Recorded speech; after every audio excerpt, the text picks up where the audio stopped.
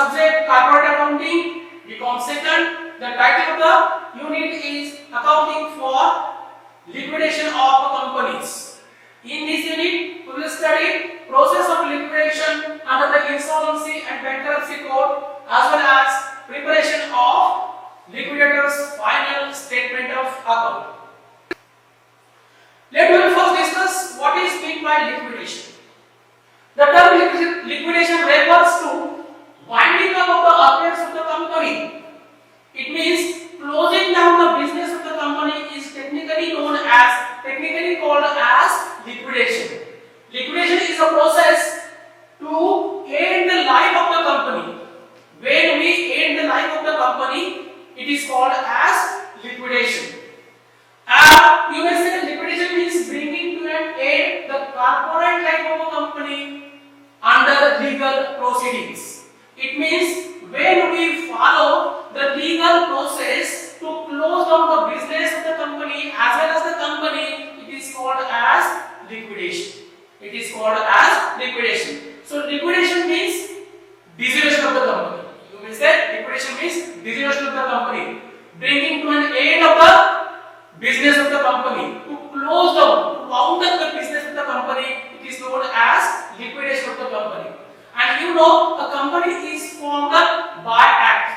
A company is an artificial person and it is formed by the act. So, as well as the liquidation of the company, it means coming to an end of the company, should follow the provisions of the act. So, as the company is an artificial juridical person, it comes to an end by law through the process of liquidation.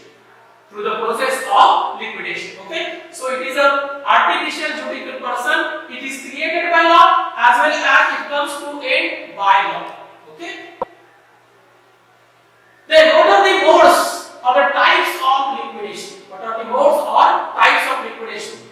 There are two types of liquidation. There are two types of liquidation. One is compulsory liquidation and second is voluntary liquidation. Now, what is meant by compulsory liquidation?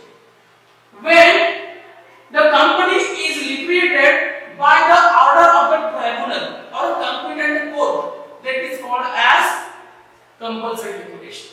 When the company is liquidated by order of a tribunal or a competent court, then it is called as compulsory liquidation.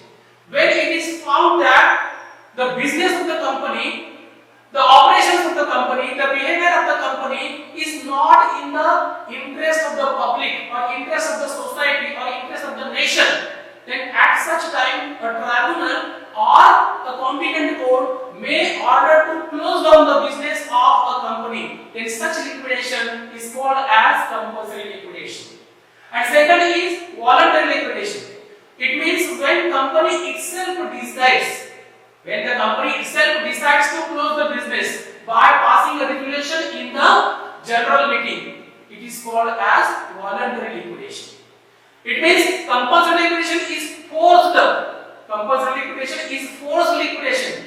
It is made compulsory by the court or tribunal. But in the case of voluntary liquidation, the company itself decides.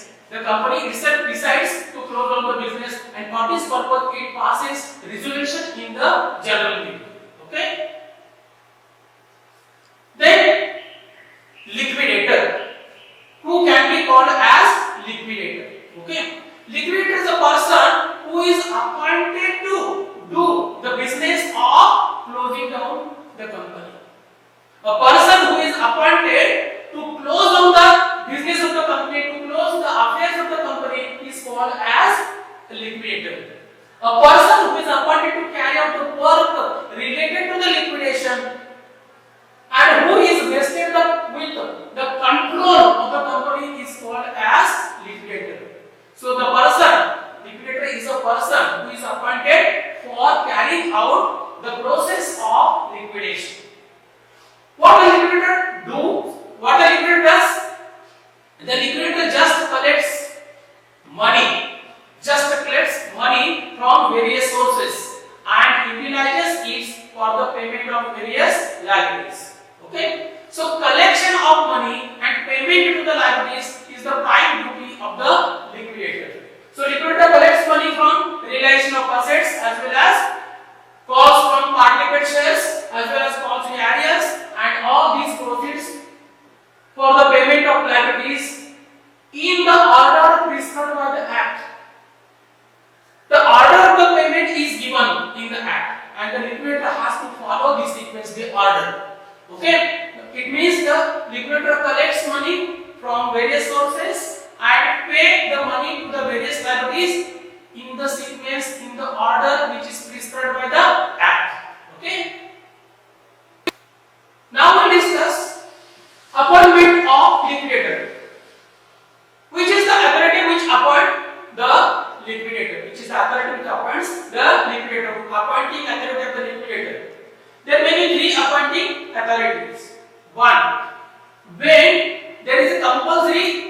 liquidation.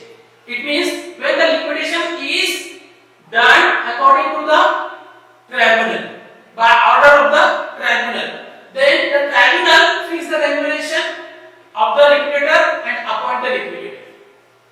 When it is a voluntary liquidation, the company or the director of the company appoint the liquidator and fix his remuneration. Okay? It means when the liquidation is compulsory, the tribunal appoint the liquidator and fix his remuneration. When it is voluntary liquidation, the board of directors appoint the liquidator and fix his remuneration. Sometimes the creditors may appoint the liquidator. At such time, the creditors fix his remuneration. Okay, creditors fix his remuneration. So, liquidator may be appointed by the tribunal, by the board of directors, or by the liquidators. Okay, when tribunal appoints, the tribunal fixes his remuneration. When board of directors appoints, board of directors fix his remuneration. As well as when the creditors appoint the liquidator, creditors decides his remuneration. Okay.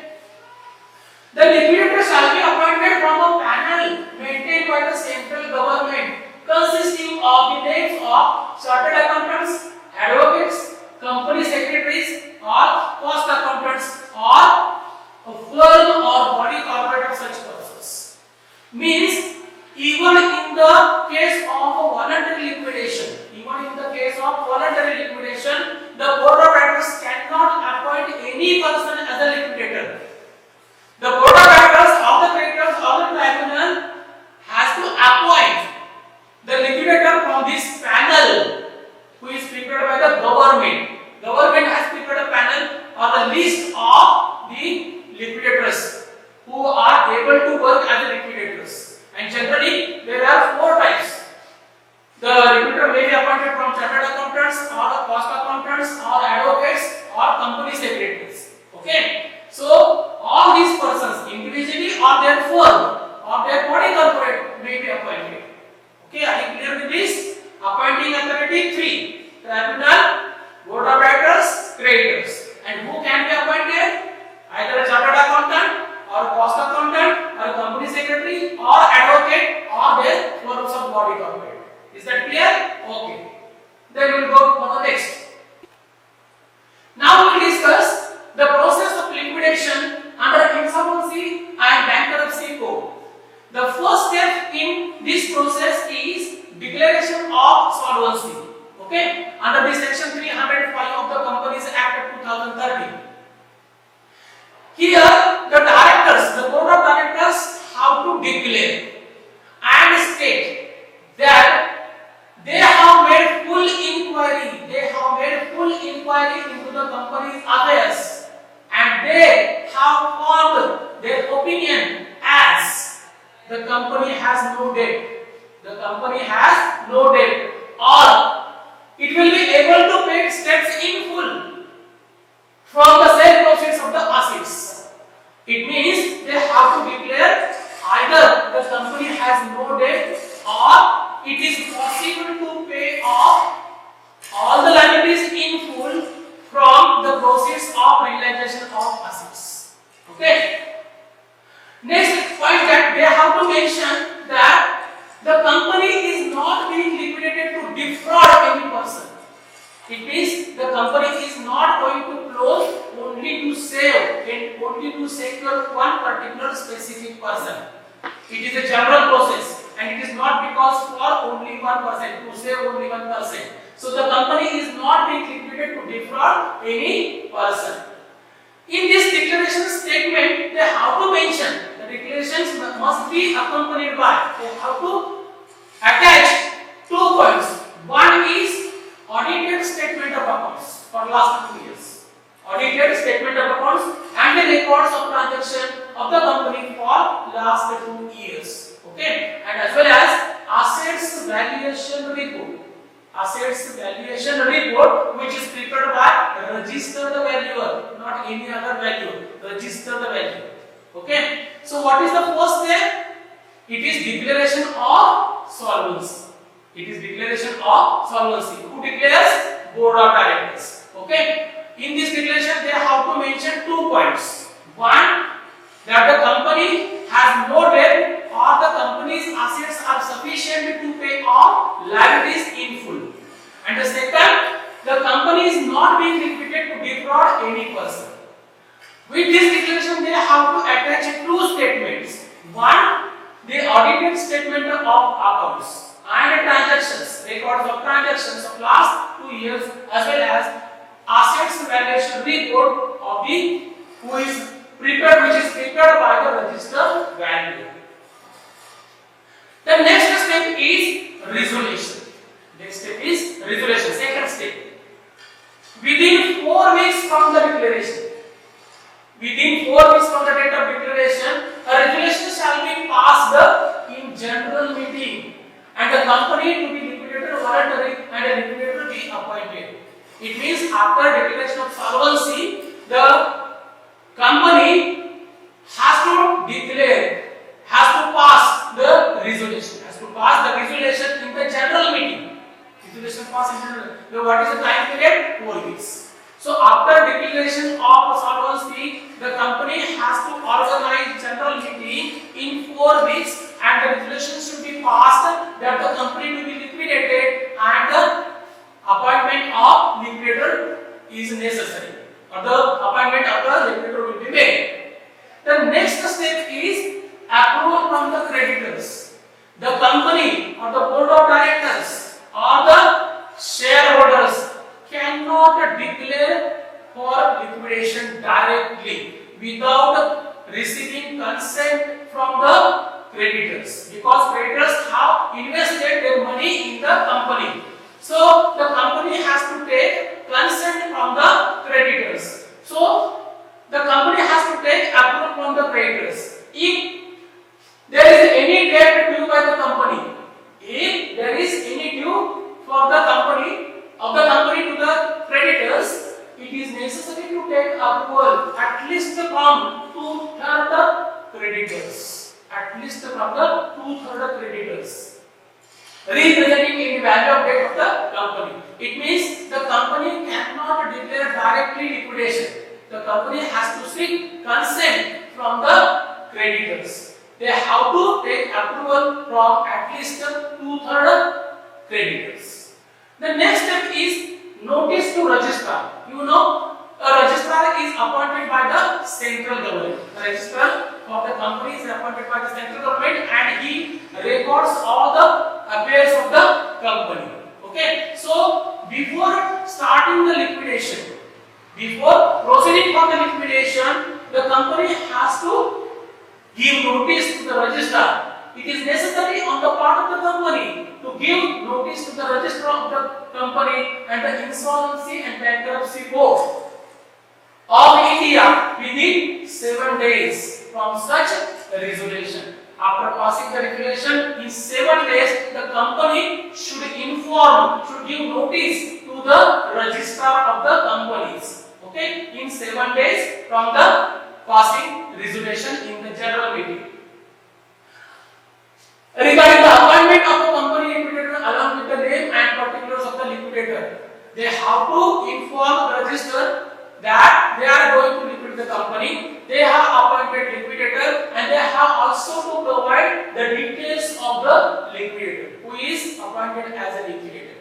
Okay, so within 7 days from the date of passing the resolution, the company has to give notice to the register of the companies mentioning that they are going to liquidate the company. They have appointed liquidator and they have given all the particular specifics information of the liquidator. Okay. The next step, fifth step, that is commencement of winding up. After these 4 steps, the commencement of liquidation, the commencement of winding up will start. Subject to approval of the creditors, a voluntary liquidation shall be deemed to have commenced on the date of passing of the resolution. It is presumed that, it is supposed that the process of liquidation passing the resolution in the general meeting.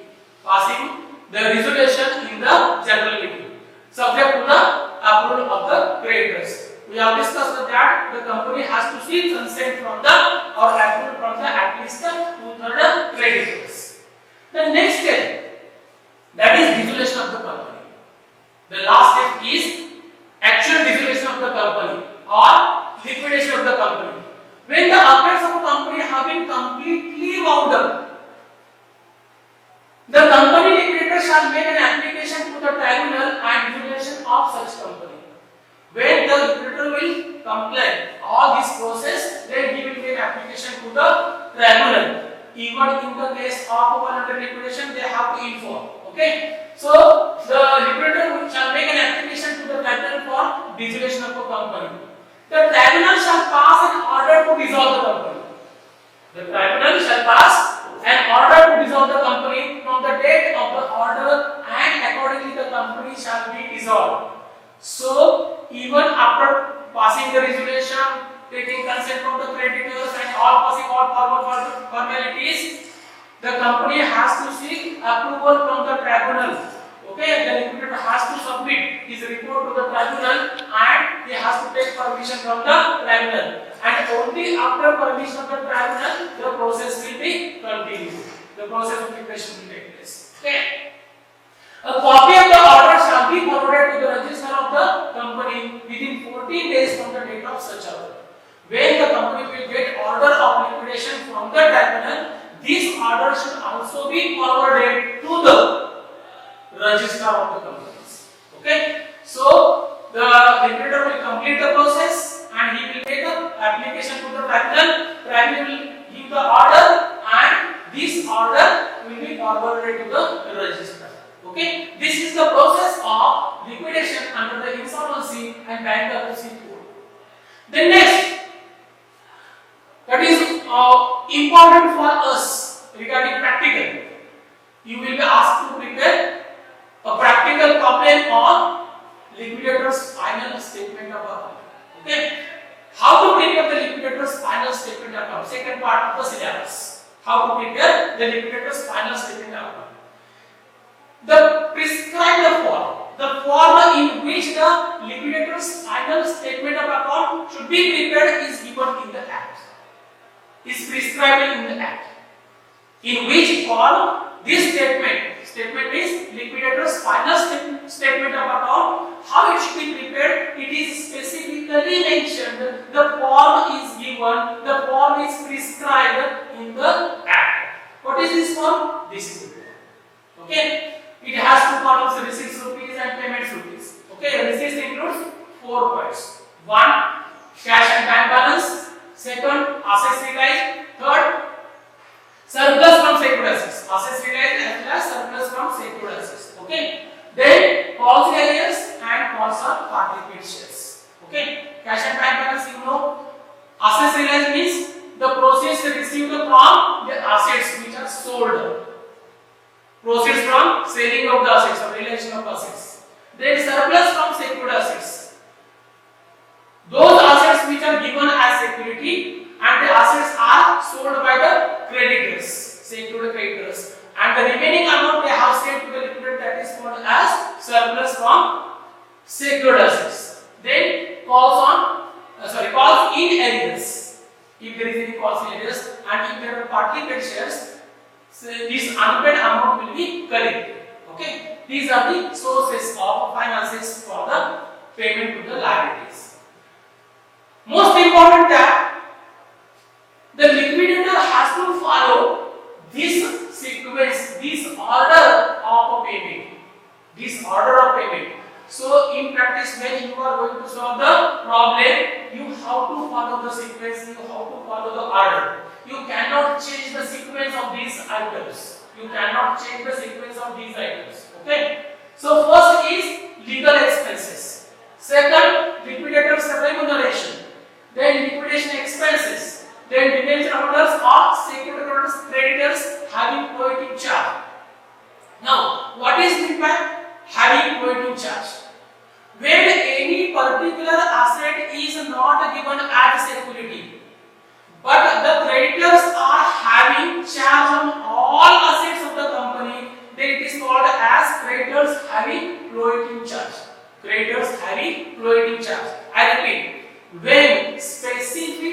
asset is not given as security, but the creditors have charge on all assets of the company, then it is called as creditors having floating charge.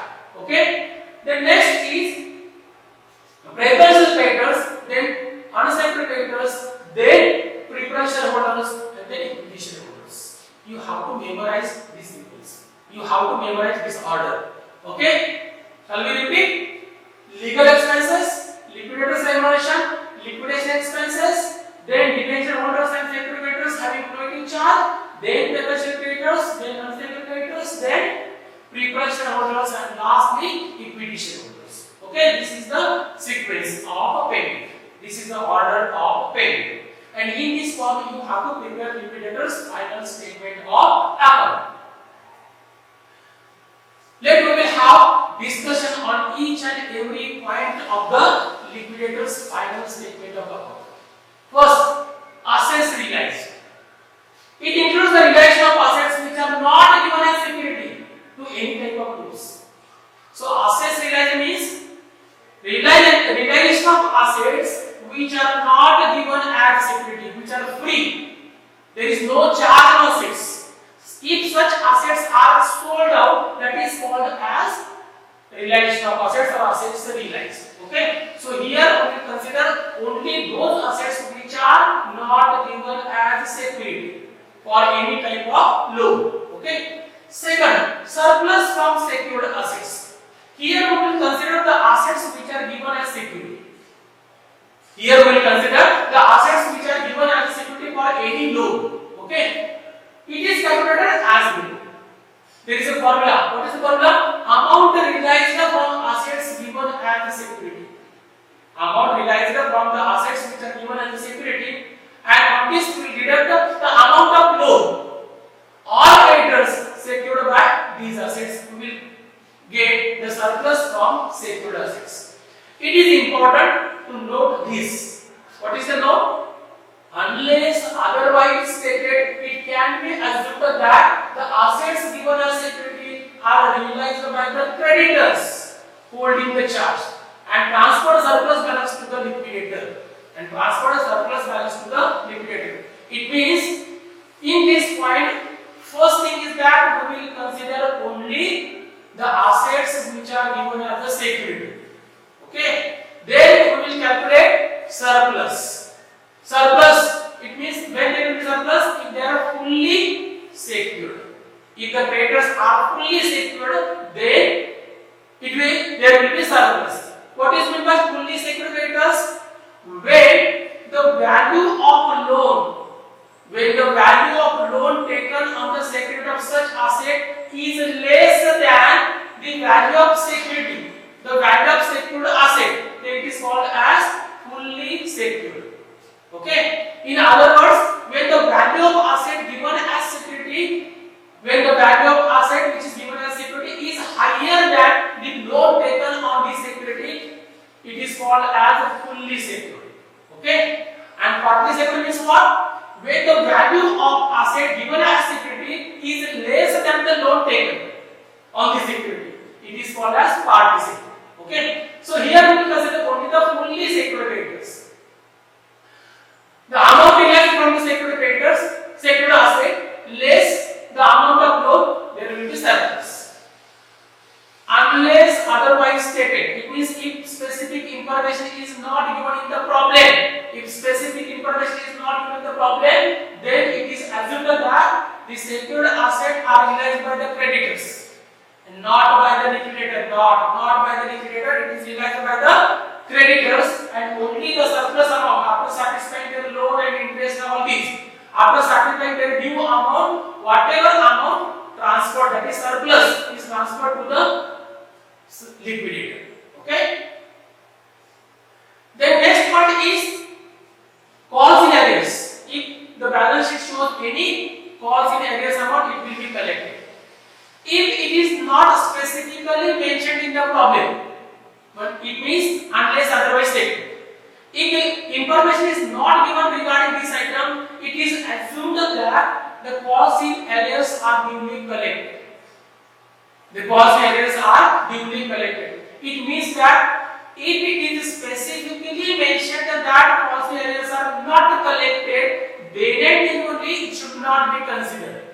Otherwise, in both cases means when it is stated that it is collected or recovered, or the problem is silent. No mention is there. The problem is silent. There is no mention regarding the collection of policy arrears, recovery of policy arrears. Then it is assumed that the policy arrears are collected.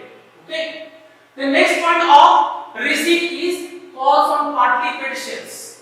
If the balance sheet shows partly paid shares, then it is assumed that the calls on partly paid shares are paid and amount is collected. But how to collect the amount? The process is such that the calls on partly paid shares is made in such a way that the unpaid balance will remain same. The unpaid balance will remain same. Okay, this is the condition for the calling the amount on partly paid shares, collection of partly paid shares. Okay, I repeat, the calls on partly paid shares is made in such a manner, in such a way that the unpaid amount will remain same. Okay, if there are shares having different paid up values, if there are shares having different paid up values, then the calls will be made firstly from those shareholders who have paid less, then to the next in such a way. Okay, say for example, if the calls are, suppose the face value of share is 100, the face value of share is 100 and it is paid, suppose some shares are paid rupees 70, some shares are paid rupees 50 and some shares are paid rupees 40. Okay, then call will be made first from the shareholders who have paid rupees 40. Then we will make call on both the shareholders who have paid rupees 40 and 50, because 40 have paid again rupees 10 and then up to the 50. They come up to the 50. So we will make call on both the shareholders. Then we will make call on to the shareholders who have paid rupees 70. So if then there are shares who are having different partly paid amount, then first you have to start from the collection of the partly paid calls from the amount from the shareholders who have paid less, then the next in this. Okay, are you clear? Then next point is we will turn to the payment side. First, legal charges, law charges are fully paid. Law charges or legal charges are fully paid. There is no discretion at all. Okay, it is totally and firstly fully paid. The next point is liquidator's remuneration.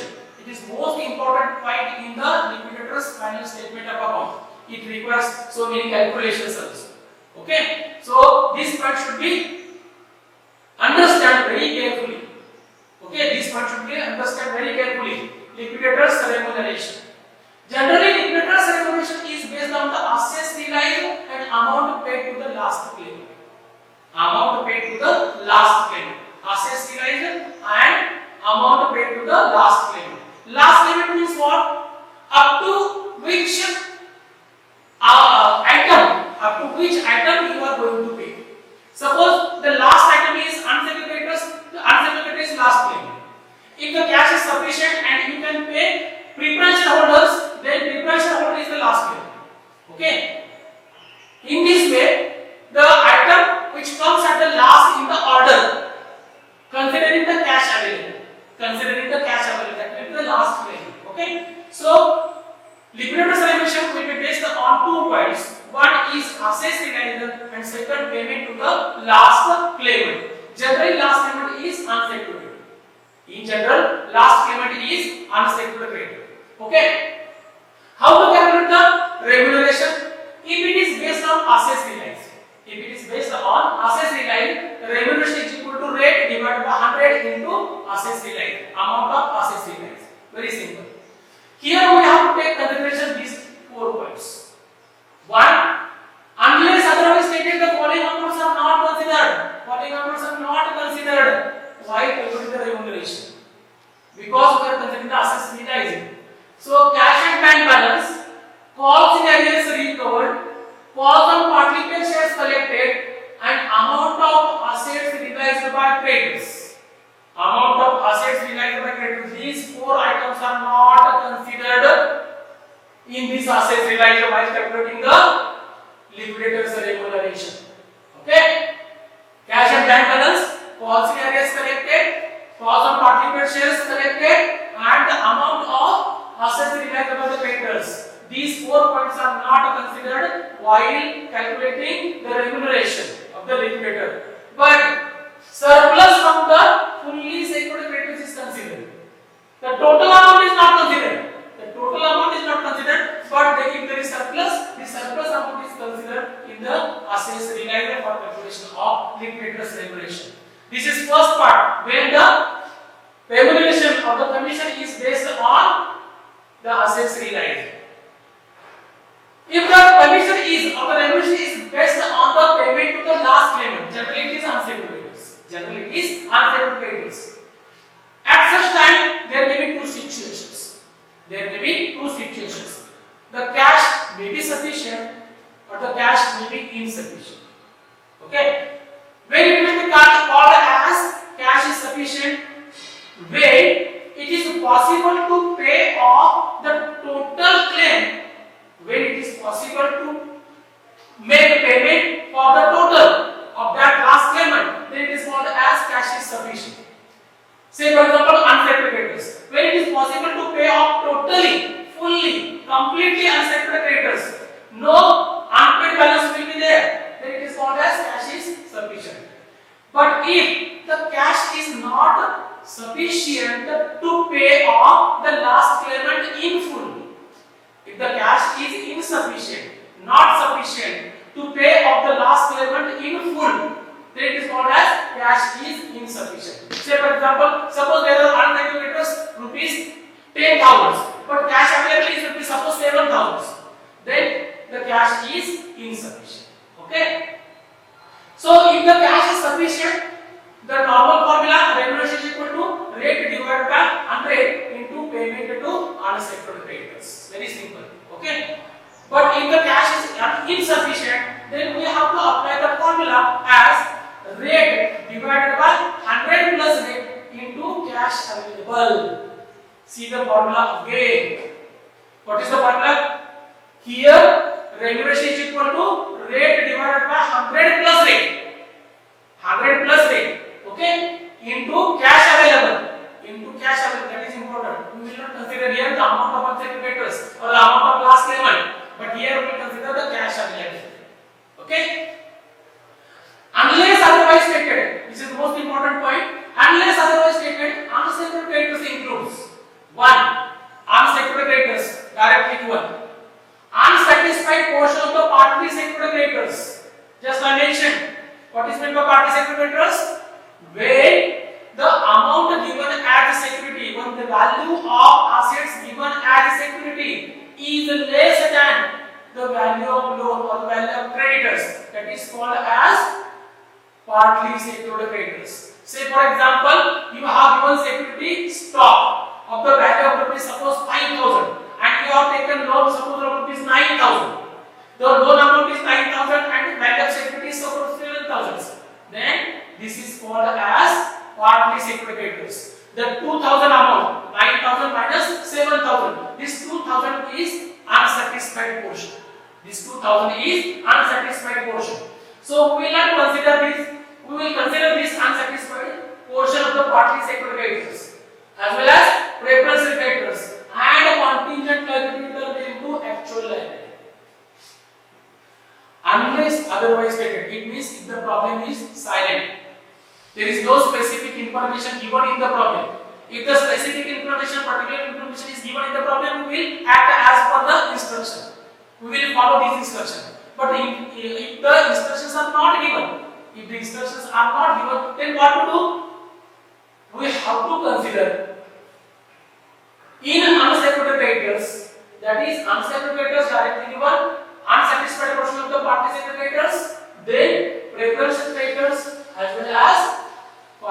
liability turned into actual liability. Okay, all these will be the total unsecured creditors. Next is preferential creditors. Many times a short note is asked. Many times short note is asked on preferential creditors. So you have to memorize these all points. You have to memorize all these points. Preferential creditors. Following up the preferential creditors, here as per Act, the list is given. What are the preferential creditors? All debt to taxes, sales rates, okay. All wages and salaries due for the period not exceeding 4 months, within 12 months, next before commencement of winding up. Just go through it. All these items are called as preferential creditors. Many times in the problem you will be given directly the amount of preferential creditors.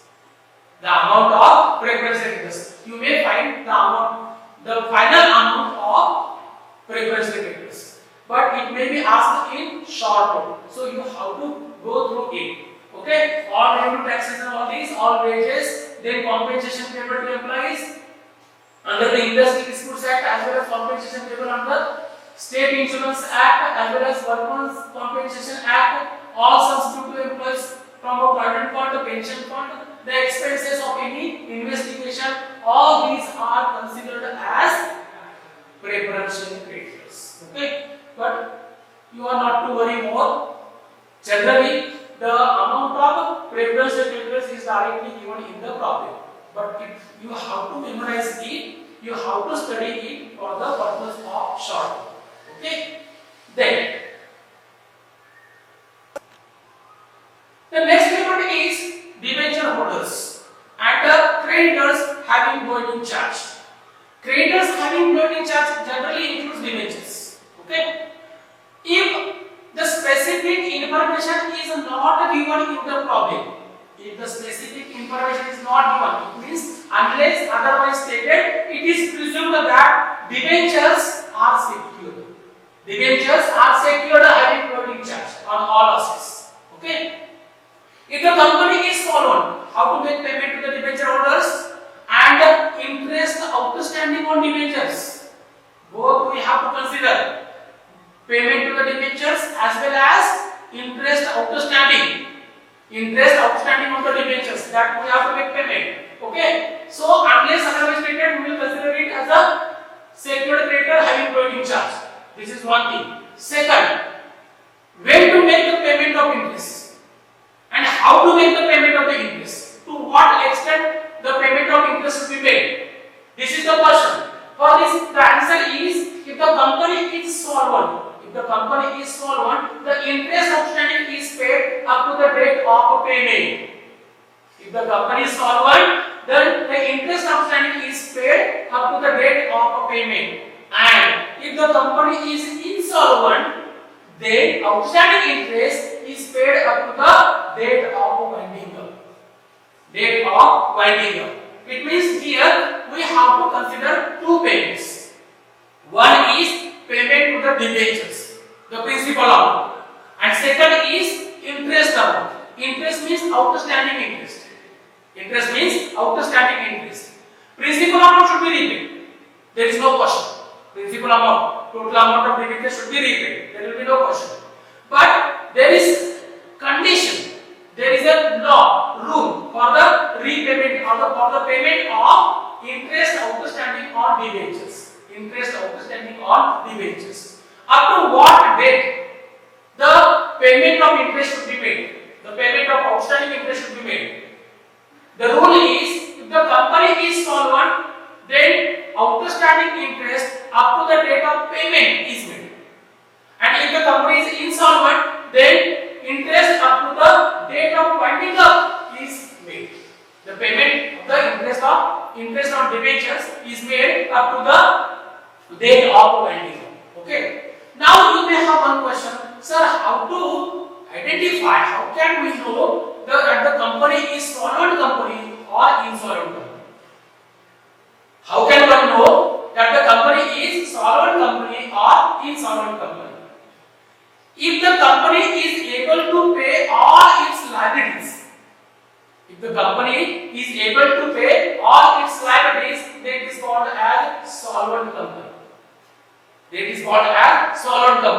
It means company is able to make payment to all the claimants listed in the liquidator's final statement of account.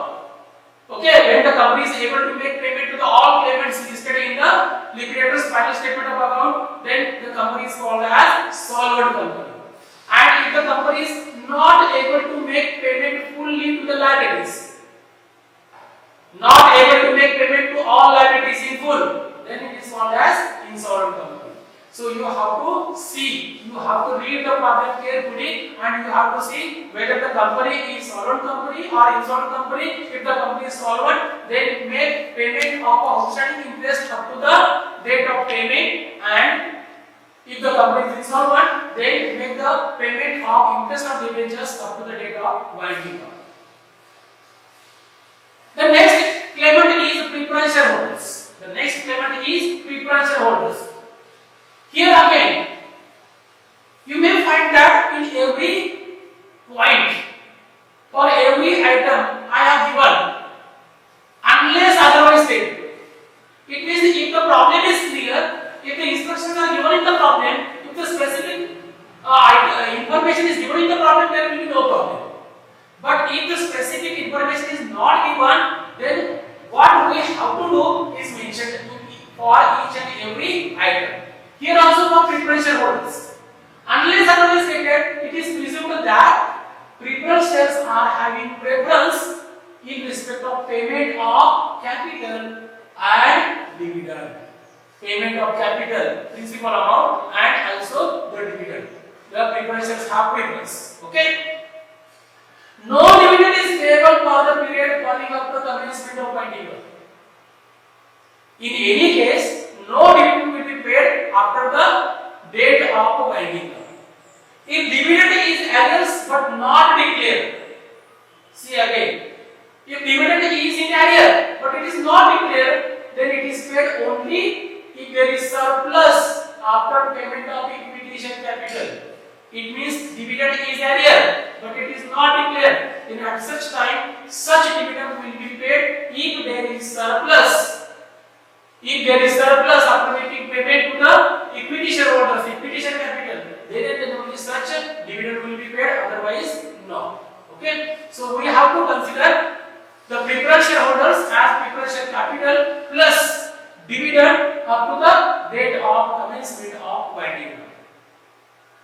And the last claimant is equity share capital. The last claimant is equity share capital. If after payment of all these items, after making payment to all these items, all these claimants, if any surplus remain, if the company is having, if the liquidator is having money, then only the payment will be made to the equity shareholders, otherwise not. Okay, if the cash is available after making payment to the preference shareholders, then such amount will be distributed among the equity shareholders.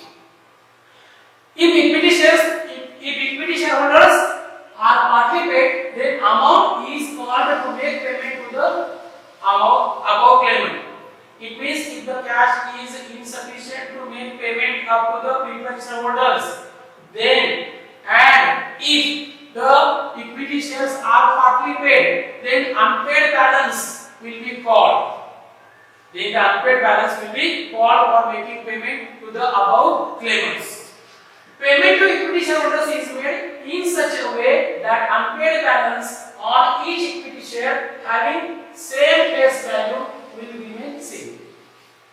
When making payment to the equity shareholders, the payment will be made in such a way that unpaid balance will remain same. I will take the same example. If the company is having different paid values, suppose 70, 50 and 40, then while making payment to the equity shareholders, first the payment will be made to the equity shareholders who have paid rupees 70. Then the payment will be made to the equity shareholders who have paid 70 and 50. Okay, it means while making the payment, we have to take into consideration first those equity shareholders who have paid more. While collecting money from the equity shareholders, we have to consider first those who have paid least. those who have paid less amount. But while making payment, we have to consider first those who have paid more, those who have paid highest amount. Okay, you have to take into consideration because this item applies to both sides, for the receipt side as well as to the payment side. When you are collecting the amount to the receipt side, fourth item, last item. Okay, when you are collecting the items and if there are differently participant shares, then you have to take amount, you have to collect amount, you have to recover amount from those shareholders who have paid less first, then next in this way. But while you are making payments, payment side last item. While you are making payments, then you have to make payment in such a way that unpaid balance will remain same. It means first you have to make payment to those shareholders who have paid more amount. Then next in this way. Okay, are you clear with this?